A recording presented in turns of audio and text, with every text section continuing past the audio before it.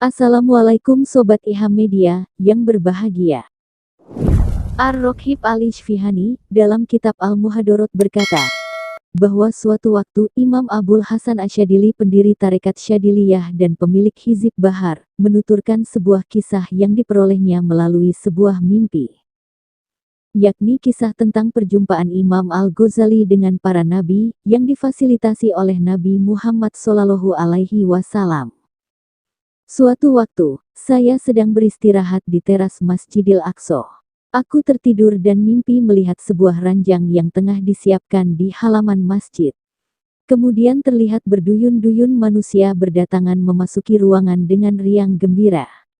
Aku bertanya kepada mereka, rombongan apa ini? Mereka menjawab, kami rombongan para nabi dan rasul.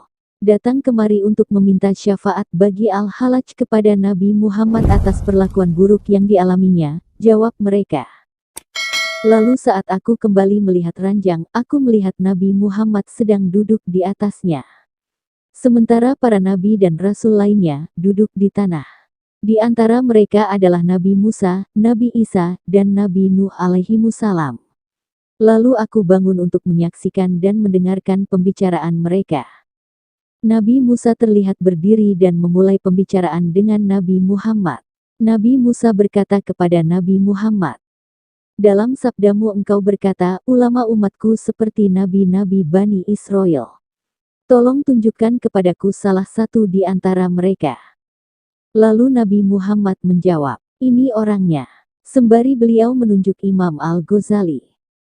Kemudian Nabi Musa menguji Imam Al-Ghazali dengan mengajukan sebuah pertanyaan, dengan harapan mendapatkan jawaban yang tepat. Kemudian Imam Al-Ghazali menjawab satu pertanyaan tersebut dengan 10 jawaban. Lalu Nabi Musa pun merasa tidak puas. Jawaban terlalu bertele-tele. Kemudian Imam Al-Ghazali berkata, 10 jawaban yang saya berikan atas satu pertanyaan yang engkau ajukan ini, justru terinspirasi dari engkau sendiri wahai Nabi Musa, yaitu saat engkau ditanya oleh Allah Subhanahu wa Ta'ala, apa yang ada di sisi kananmu wahai Musa. Dalam surat Toha ayat 17, sebuah pertanyaan yang jawabannya adalah tongkat, namun engkau menjawabnya dengan berbagai sifat yang menyertai tongkat tersebut.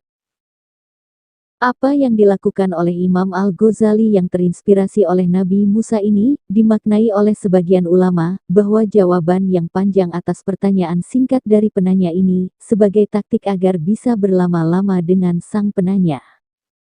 Sebab dalam konteks Nabi Musa, sang penanya adalah Allah, yang dimana Nabi Musa ingin bercengkrama lebih lama. Sedangkan Imam Al-Ghazali ingin berlama-lama dengan Nabi Musa alaihissalam. Wallahu a'lamu bishawab. Mengenai hadis Nabi Muhammad yang dikutip oleh Nabi Musa, ulama-ulama dari umatku seperti nabi-nabi Bani Israel. Secara sanad hadis dipermasalahkan oleh para ulama. Hadis tersebut secara sanad tidak memiliki sumber yang jelas. Hadis yang masyhur sekaligus sahih adalah al-ulama warasatul anbiya. Ulama adalah ahli waris para nabi. Wassalamualaikum.